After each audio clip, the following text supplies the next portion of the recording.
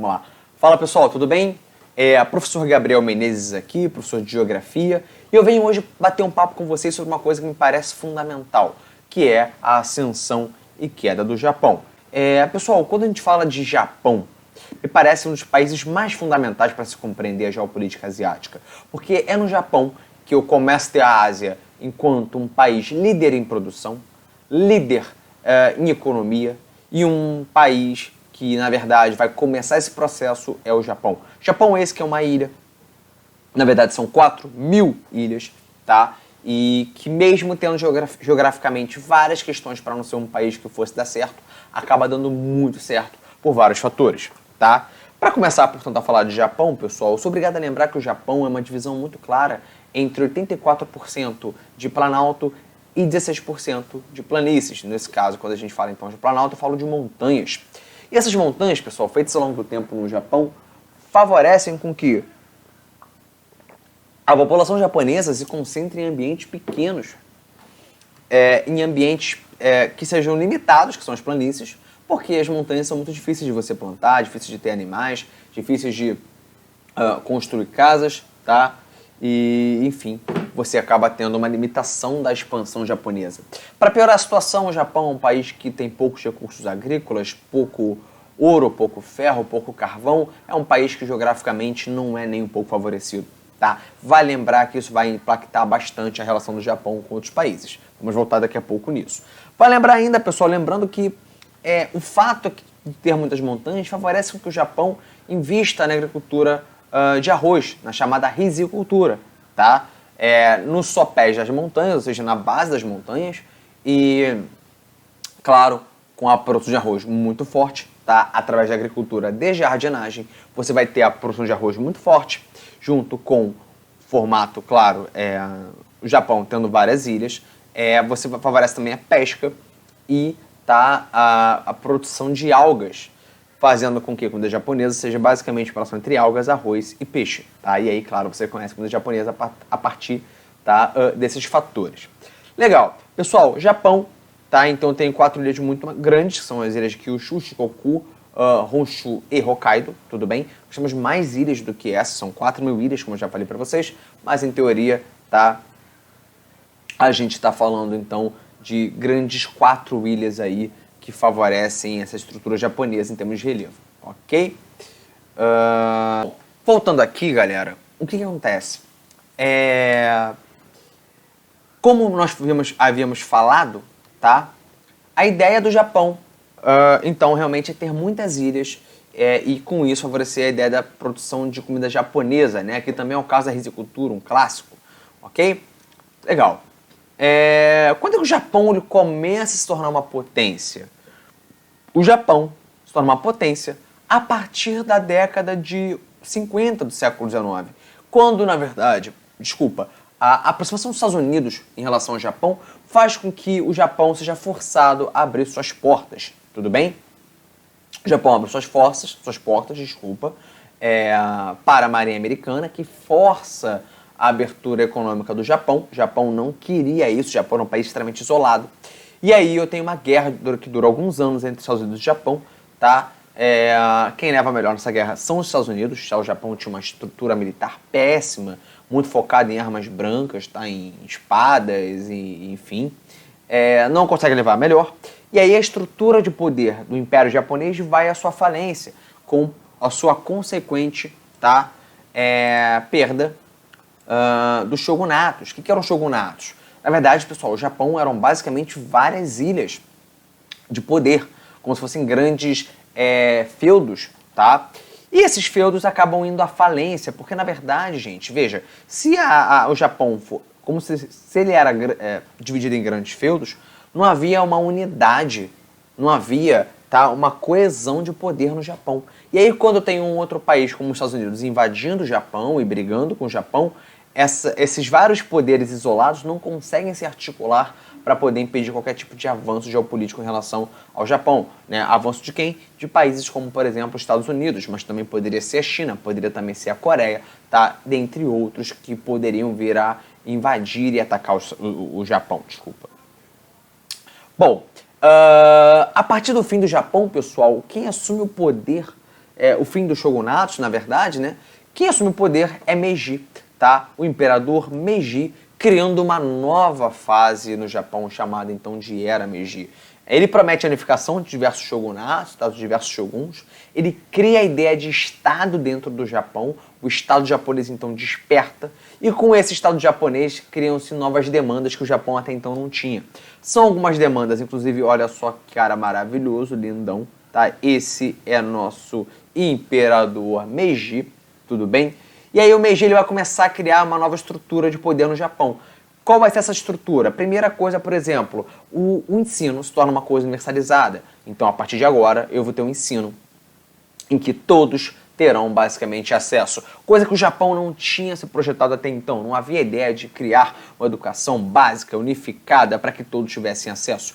E por que a educação então se universifica? Né? Porque, afinal de contas, todos precisavam fazer contas, todos precisavam saber falar o japonês, todos precisavam ter condições básicas, por exemplo, de operar em indústria. Coisa que, por exemplo, o Meiji vai também investir muito forte. Ele vai criar as estruturas chamadas de Zaibatsu.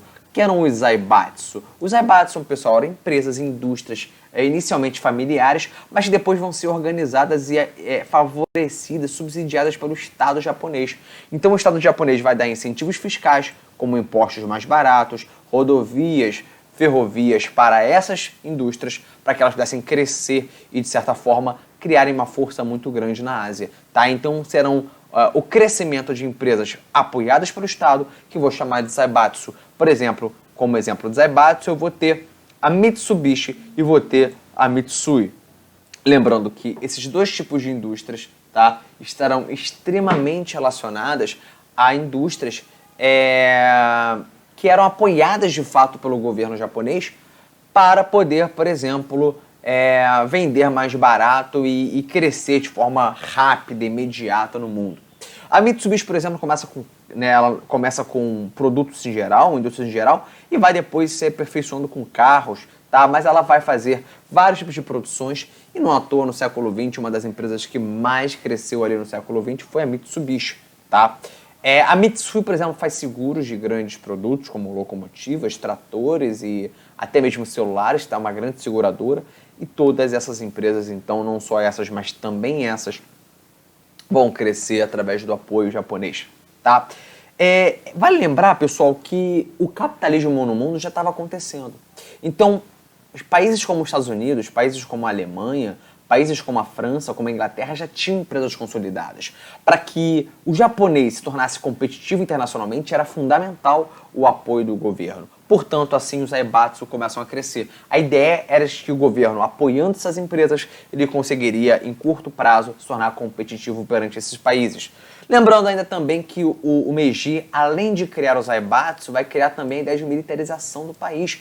Bom, para que eu pudesse combater esses países, eu precisava ter um sistema militar. Armas, precisava ter navios, precisava ter, por exemplo, tanques. E aí o Japão começa lentamente a se militarizar, tudo bem? E aí, claro, eu tenho indústria, eu tenho empresas, eu tenho educação, caramba, eu tenho muita coisa. Só que eu tenho um problema. Eu sou um Japão, eu tenho 4.000 ilhas. Aliás, oficialmente falando, eu tenho um pouco mais de 6.000 ilhas, na verdade. E eu tenho poucos recursos no meu território. Eu não tenho ouro, eu não tenho ferro, eu não tenho, bauxita que faz o alumínio, eu não tinha nada. Então o que o Japão pensa? Caramba, para eu poder crescer e fazer frente a esses países que estão crescendo junto comigo, eu preciso claramente fazer o quê? O imperialismo. E aí vem o nosso quarto e mais importante aspecto. Por que o Japão, né? Desculpa aqui, gente, tá um pouco torto, tá? Por que o Japão vai investir no imperialismo, ou seja, na invasão de outros países e, portanto, colonização de outros países? A resposta me parece muito clara. A ideia de fazer uma colonização é fazer o quê? Invadir, claro, países como a Coreia na época, regiões da China como a Manchúria, invadir, por exemplo, o que não está aqui no mapa, mas o que seria de Indochina, a parte ali do Vietnã, Laos, Camboja, invadir ainda também, claro, a própria China ali no seu litoral. Por que isso aconteceria, pessoal? Me parece muito clara a ideia. A ideia, pessoal, era de que a Mongólia também foi invadida, enfim, tá? ideia era de que o Japão invadisse essas áreas para poder conquistar ferro, ouro. Por exemplo, a Manchúria. A Manchúria é um lugar extremamente rico em termos de ferro. Tá? E aí você invadia essas regiões, você pegava esses recursos para si e você conseguia enriquecer. Por exemplo, o coreano odeia os japoneses, o chinês também tem um ranço muito grande do japonês, tá? Então, quando a gente falar de tudo isso, pessoal, nós estamos falando, portanto, tá? Desse imperialismo japonês que vai ser fundamental para o avanço, para a expansão, tá? Do Japão até a Segunda Guerra Mundial. Lembrando, pessoal, que esse expansionismo japonês, tá, vai fazer com que o Japão tenha uma certa sintonia e simpatia com os países da Segunda Guerra Mundial, como, por exemplo, o caso da Alemanha e a Itália. Eram 3 países expansionistas, eram 3 países que praticavam o quê? A expansão territorial como argumento. Porque argumentavam que se não houvesse a expansão territorial, se não houvesse a ideia de um espaço vital, em que o espaço era fundamental para o seu avanço técnico, para o seu avanço econômico, esses países nunca dariam certo na economia, na geopolítica, e, portanto, então, eram 3 países muito próximos e, portanto, utilizavam a mesma ideia de expansionismo, tá legal? Vai lembrar, pessoal, que em boa parte do litoral chinês, tá, a China consegue se manter, mas partes aqui da China são invadidas e também a Ilha de Formosa, tá, que é a parte aí da China, se torna, tá, parte anexada do Japão durante o final do século XIX. Enfim, galera, e aí, como eu já falei com vocês, portanto, tá, Berlim, Roma e Tóquio, tá, Berlim, capital da Alemanha, Roma, capital da Itália, Tóquio, capital do Japão, se tornam fundamentalmente aliados, porque tinham a ideia de mais terras, tá, como base de mais poder, tá legal? Por isso, então, o Japão vai entrar na Segunda Guerra Mundial aliado a esses países. Pessoal, o Japão, na verdade, ele vai se tornar um país claramente visível na Segunda Guerra Mundial quando, tá, ele, ao passar por Pearl Harbor, ele percebe a importância dos Estados Unidos. Claro, já sabia que os Estados Unidos poderia ser ali um problema para o seu avanço, tá, para o seu expansionismo territorial, e ele ataca a ilha de Pearl Harbor, né, a base de Pearl Harbor, na verdade, dentro ali do Havaí, tá? Japão ataca, cara, Estados Unidos não consegue ficar indiferente, é a sua primeira grande derrota na Segunda Guerra Mundial, inclusive, tá? E aí, claro, os Estados Unidos entram na Segunda Guerra Mundial e, claro, como um dos seus grandes propósitos, ele vai tentar acabar com o Japão, o que consegue fundamentalmente, né? O Japão, pessoal, ele foi tão longe na Segunda Guerra Mundial que ele, inclusive, chega a quebrar parte da muralha da China, tá? Uma muralha dita impenetrável durante séculos e mais séculos da história chinesa. Tá? O Japão realmente ganha muita força na Ásia. Quem consegue derrotar o Japão, em partes, é a própria China, que tem um exército muito forte, que é o exército vermelho, tá? E, claro, os Estados Unidos, tá? Que vão atacar a China, ou melhor, desculpa, o Japão, com 2 bombas atômicas, uma em Nagasaki e outra em Hiroshima. Vai lembrar, gente, que nesse período de ataque... Veja bem, desculpa, eu tô aqui já viajando. O Japão já tinha pedido a guerra. Ele já tinha pedido a guerra, tá? Em partes para a China, em partes também para a própria União Soviética, que também combatia o Japão. Agora, o grande ponto é que os Estados Unidos, que também, claro, ajudavam nesse ataque aos japoneses, né? O fato que ele manda essas bombas atômicas no Japão não exatamente como um esforço de guerra. Quer dizer, o Japão já não estava muito bem na guerra, ele já ia perder de forma natural. O grande ponto é que ele joga 2 bombas atômicas para poder calar a boca geopoliticamente do Japão. Ele fala, cara, vocês me atacaram, eu não esqueci disso. Para poder mostrar meu poder perante todo o contexto de Segunda Guerra Mundial, então ele taca 2 bombas atômicas, tá? O Japão, ele perderia a guerra. Na verdade, as bombas são uma mera demonstração de poder americano, tá? E aí, claro, quando o Japão perde a guerra, a Segunda Guerra Mundial, tá? Ele passa por algumas questões que a gente precisa entender para entender o que é a Ásia hoje, pessoal. Em primeiro lugar, curiosamente, quando o Japão perde a guerra, tá? A Segunda Guerra Mundial, ele vai adotar o Plano Colombo. Plano de quem? Plano dos Estados Unidos da América. Por que os Estados Unidos vai apoiar o Japão logo após a sua derrota? E lembrando, Japão esse que era inimigo dos Estados Unidos. É muito claro, pessoal, os Estados Unidos vão apoiar, tá, o Japão, porque ao financiar o Japão, com um plano na época de 10 bilhões, que era muito, mas muito dinheiro, ele vai fazer duas coisas. Ele vai impedir com que o Japão se torne um Japão com, sei lá, uma possibilidade socialista. Ele tinha muito medo, tá, os Estados Unidos, de que países como o Japão se tornassem aliados da União Soviética após a Segunda Guerra Mundial, ou aliados da China, que se torna também socialista após a Segunda Guerra Mundial. Então o que ele vai fazer? Cara, é melhor pegar, dar dinheiro para essa galera, que vai me devolver depois com juros, né? Então eu vou ganhar com esse empréstimo. Mas é melhor que esse país se torne depois capitalista, que compre tecnologia americana, que importe empresas americanas para o seu território, do que ele virar depois socialista. Então, são dois coelhos com uma cajadada só. Eu estou, na verdade, emprestando dinheiro e ganhando dinheiro depois com isso. E, além do mais, eu estou garantindo com que esses países se tornem aliados meus e permaneçam ainda como capitalistas, né? De que eles não se tornem países socialistas ali na Guerra Fria, tá legal? E assim, pessoal, bom, Japão adota o Plano Colombo, tá? Vai também ter o fim de seus exércitos. Cara, é uma das regras básicas dos Estados Unidos, né? Você não pode ter exército para eventualmente depois me atacar. Então, se você perdeu a guerra para mim, enquanto os Estados Unidos da América, eu vou fazer com que você não tenha mais exércitos. Pessoal, por um lado isso é péssimo, porque o Japão perde sua autonomia. O Japão não vai ter mais autonomia para poder, por exemplo, se defender de uma guerra.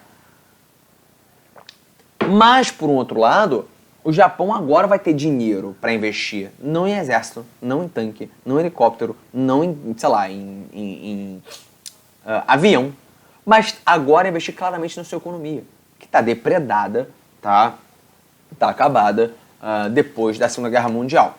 Lembrando ainda que tem escassez de alimentos, então, caramba, o Japão acabou de entrar numa guerra, cara, ele está devastado, ele está acabado, né? Sem falar de que as indústrias de todo o Japão acabaram com a guerra, né? Os Zaibatsu foram massacrados pelos esforços de guerra. Então, enfim, pessoal, além de que o Japão não tinha dinheiro, o Japão estava ferrado, o Japão estava acabado, a realidade é essa. Bom, vou pular isso aqui agora. O fato é que o Japão, ele começa lentamente a se reconstruir. E aí, pessoal, aquela ideia dos Zaibatsu, né, que eram basicamente monopólios econômicos, então cada área da economia tinha um monopólio de uma empresa, por exemplo, o Mitsubishi tinha o monopólio do carro, a Mitsui tinha o monopólio de empresa de seguros, por exemplo. Começa a acabar isso com os Keiretsus. Quem são os Keiretsus? Ou, enfim, você pode falar de várias maneiras, tá? Eu não sei pronunciar o japonês aí. Mas os Keiretsus são as empresas, na verdade, pós-Segunda Guerra Mundial, que vão funcionar de forma muito semelhante às Zaibatsu, tá? As empresas familiares, que são muito grandes, mas agora com pouco apoio do Estado. Elas vão ter maior liberdade econômica. Elas serão adeptas do liberalismo econômico no Japão. Então não vai ter mais aquela coisa do Estado ficar apoiando a empresinha. Vai, empresinha, você tem que crescer e ficar bem. Quer dizer, não vai ter mais isso. O Japão agora vai falar, meu irmão, se vira. Eu te dou toda a facilidade do mundo, mas você se vira aí e você vai competir com outras empresas. É nesse momento, inclusive, que nascem empresas fundamentais dentro do Japão, como a Aiva. Vocês não devem ter conhecido, mas a Aiva era uma empresa muito forte dentro do setor de som, né? Toshiba, Sony, a Honda, tá? Suzuki. Grandes empresas começam a nascer nesse sentido. Por quê? Porque agora as empresas poderiam nascer de forma livre, não tinha mais o controle do governo para ter as empresas, tá? Cara, o investimento em educação é bizonho, né? Mais uma vez, a educação se torna uma grande pilar do Japão, porque qualquer país sério tem que ter educação, né? Exceto países como o Brasil, que não investem em educação, e é isso aí. E vai se tornar sempre uma piada internacional, e é isso aí, galera. Bem-vindos à nossa piada. Vivemos numa piada. É maravilhoso. Bom, mas não vem ao caso, não. O ponto é, temos uma educação muito forte, tá? Intensiva, integral, tá? O aluno faz o dia inteiro estudando no colégio. Os salários permanecem extremamente baixos. Então, população ganhava pouco, para quê? Para que aqueles empresários que investissem, tá, nas indústrias conseguissem fazer o quê? Guardar dinheiro para investir em mais tecnologia, em mais máquinas, conseguissem produzir mais, exportar mais e guardar mais dinheiro nas suas poupanças, o que levaria, por sua vez, tá, os países a terem mais dinheiro guardados também em suas respectivas poupanças, no caso o Japão, tá? O Japão, se tem um empresário que guarda muito dinheiro, que tem muito dinheiro, ele consegue também usar aquele dinheiro guardado dele para fazer o quê? Para fazer obras, para poder investir em escolas, investir em saúde, e depois, claro, com uma pequena taxa de juros, ele pagaria a esse proprietário aquilo que ele pegou emprestado dele. Então assim, pessoal, por que isso aqui foi importante para o Japão? Porque esses salários baixos favoreceram com que, na verdade, eu tivesse a criação, eu acho que eu coloquei aqui, ó, é isso aí. Essa ideia de salários baixos favoreceram com que eu tivesse o quê? Uma poupança interna muito grande, tá? Então, eu tenho poupança interna grande, com que ajuda com que eu tenha alta capacidade de capital, ou seja, de dinheiro disponível dentro do país. Bom, por que isso aqui é importante, cara? Porque, é claro, naturalmente, se eu tenho muito capital, pessoal, porque o Japão não vai precisar, portanto, fazer empréstimos externos, coisa que muitos dos países internacionalmente aí faziam, como é o caso do próprio Brasil, tá? O Japão não precisará pegar empréstimos, fazendo com que ele fique menos endividado e tenha mais dinheiro para investir em si mesmo, beleza?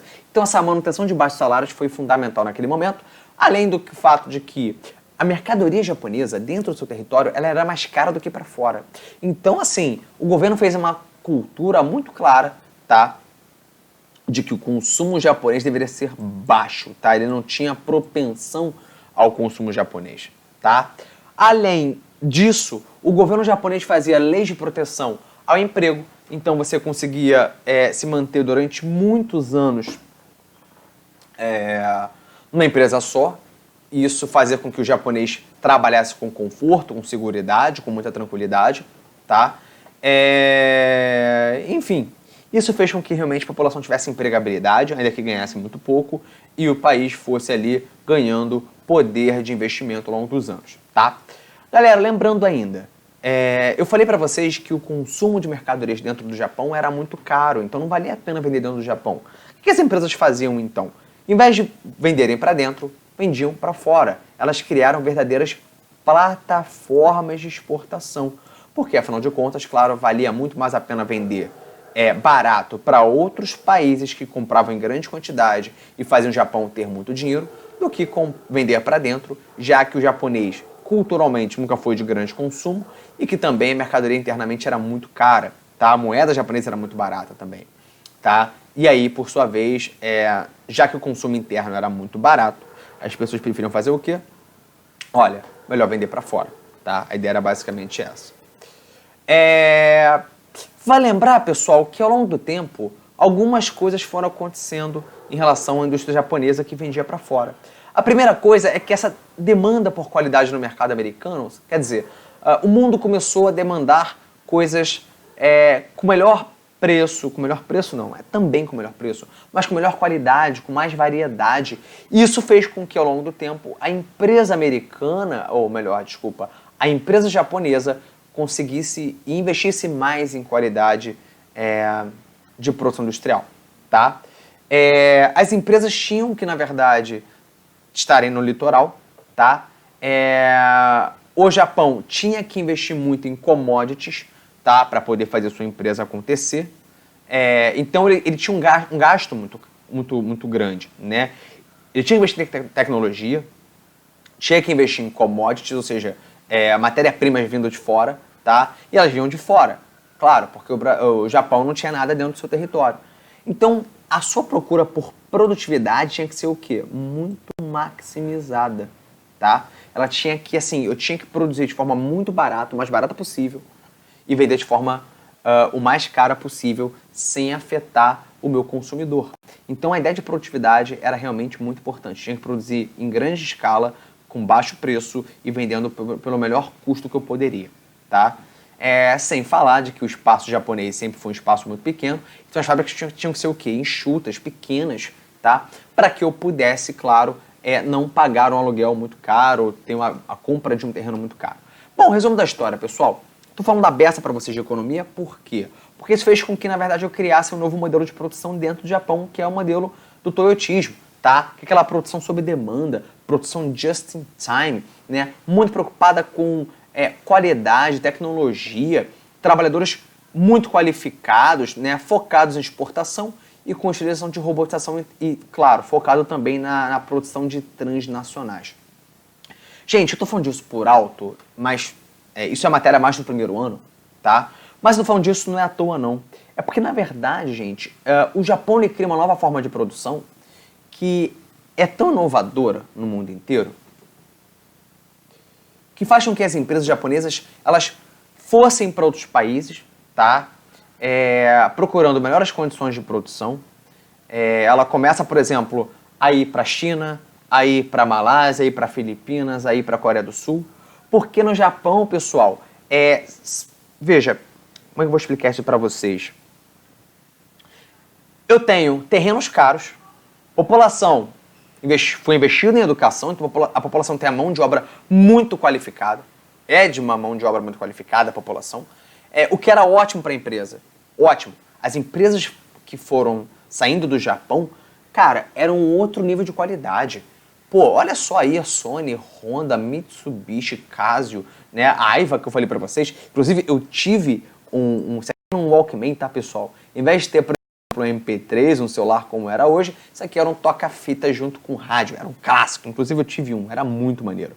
Para quem é velho aí, tem mais de 25 anos, conheceu, tá, isso aqui pelo menos. Mas assim, o Japão ele sai de um país ferrado da Segunda Guerra Mundial para um país que tem empresas muito boas, tecnologias maravilhosas. Pô, Nintendinho aí, clássico, né? Nintendo 16 bits, né? Super Nintendo. Então, assim, e por que essas empresas se tornaram exatamente isso? Porque essas empresas investiram no método de produção chamado toyotismo. Então, eu tinha uma produção sob demanda, eu não precisava ter grandes acúmulos de espaço para guardar as mercadorias, eu produzia sob a demanda de outros países, tá? Então, até hoje, boa parte do mundo segue essa produção de just-in-time, tá? Trabalhadores extremamente qualificados, né? Fizeram universidade, tem uma lógica de qualificação excelente, preocupação com tecnologia, preocupação com qualidade, focados em exportação, tá? Boa parte dessas empresas eram, tá? Focadas em exportação. E aí eu investia também em robotização. O trabalho braçal não era importante. Porque a robotização ela faz o quê? Ela aumenta a produção, ela garante o aumento da produtividade. Eu produzo mais coisa em menos tempo. Veja, toda essa lógica então, gente, vai favorecer com que as empresas japonesas ganhem uma importância no mundo absurda. Lembrando que essas empresas, o que elas faziam? Olha, eu cresci, eu fiquei muito grande, pô, tô bem à beça, o que eu vou fazer então? Eu vou exportar essa minha empresa, por exemplo, como a Sony, em vez de produzir no Japão, que começa a ter uma mão de obra mais cara, porque ela é qualificada, porque ela é muito boa, ela começa a ir para países como a China, como a Coreia do Sul, fazer a mesma coisa que faz no Japão, só que nesses países. Por quê? Porque, caramba, ficou mais caro. Porque o aluguel no Japão ficou caro, porque o terreno ficou caro, porque a mão de obra ficou cara, os impostos para manter esse governo mais eficiente, né, que investia em educação, que investia em saúde, começaram a ficar mais caros e as empresas começam a ir embora. Olha só um problema, gente. Eu não sei se vai dar para ficar compreensível o que eu estou falando até agora. Galera, o Japão, veja, começa a passar por um processo muito grande de mão de obra fica valorizada, tá? Porque a mão de obra começou a se tornar muito boa, então ela fica, tá, claramente mais cara. Além disso, tá? O Japão começa a ter problemas com uma organização chamada de Organização Mundial Comercial. Por quê? Porque o Japão ele exportava muita coisa, ele comprava pouca, a não ser mesmo a matéria-prima das suas empresas. Então, como ele exportava muita coisa e comprava pouca, lembra que o OMC ela tem que ter um balanço. Para essa Organização Mundial do Comércio, todo país tem que exportar alguma coisa e importar alguma coisa. Só que tem que ter um equilíbrio. Como o Japão exportava muito e comprava pouco, esse equilíbrio não acontecia. O que acontecia? Então, as leis do OMC eram quebradas e aí nós tínhamos um problema grave, grande problema nesse sentido. Tá? A OMC começa a criar multas para o Japão e tarifar o Japão em termos de exportação por causa disso. Mas isso nem foi o maior problema. O problema todo foi o seguinte: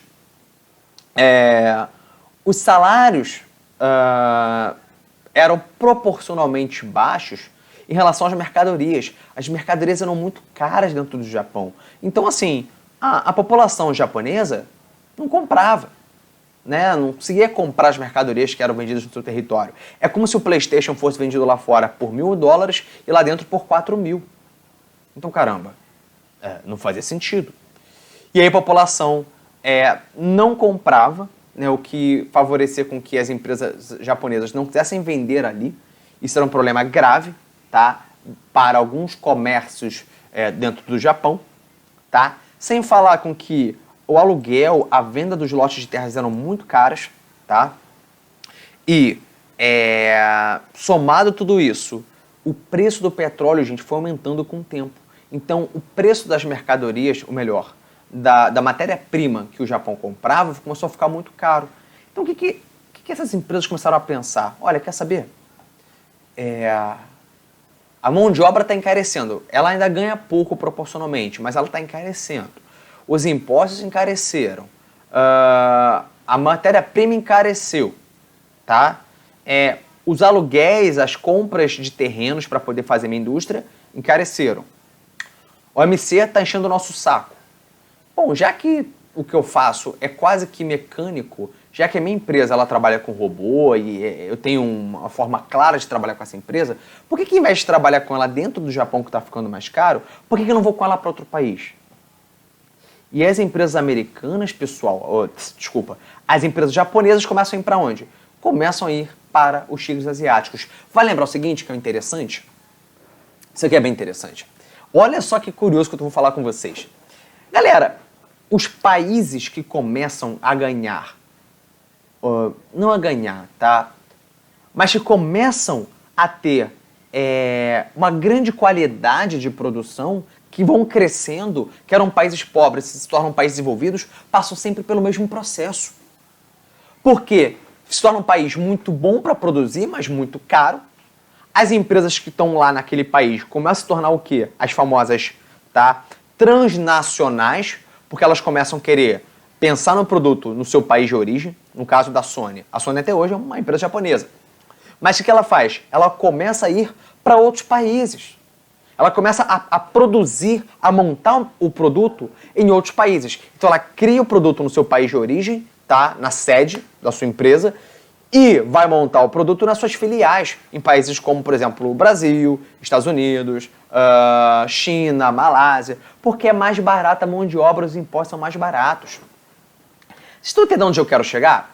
As empresas não ficam nesses países. E olha só que ironia, né? No caso do Japão, para onde elas foram? Elas foram para os países que a gente vai estudar na próxima aula, que são os tigres asiáticos. Só que o Japão, que cresce e fica um país muito bom, começa a perder o quê? Dinheiro. Porque essas empresas que eram japonesas começaram a migrar para outros países. Rapaz, então olha só que situação. O Japão, que cresceu, que se desenvolveu, começou a entrar em crise. E aí eu tenho um problema que é típico dos países hoje desenvolvidos. Os países que cresceram, se tornaram países muito bons para a empresa, para a indústria, para a produção, não conseguiram manter as suas indústrias, as suas empresas no seu território de origem. Elas começaram a ir para países o quê? Subdesenvolvidos, periféricos, porque era mais barato produzir e claramente entraram em crise. Ainda que o Japão hoje, pessoal, seja um país extremamente rico, tá? Haja uma qualidade de vida muito boa, o fato é que o Japão nunca mais foi o país que se tornou, tá, nas décadas de 70 e 80 como o segundo maior país do mundo, porque as indústrias nunca mais voltaram para o seu território de origem, tudo bem? Gerando problemas, claro, hoje muito grandes, e justificando movimentos como aqueles movimentos de desglobalização, tudo bem? Pessoal, a nossa próxima aula é entender como é que os tigres asiáticos, então, se tornaram o que são e o que são os tigres asiáticos, tá? Lembrando do processo do Japão como formador dos tigres asiáticos. Daqui a 2 aulas eu vou explicar como é que os tigres asiáticos colaboraram para o crescimento do país clássico que é a China. Tá bom? Galera, por hoje é isso, tá? Um abraço e até a próxima.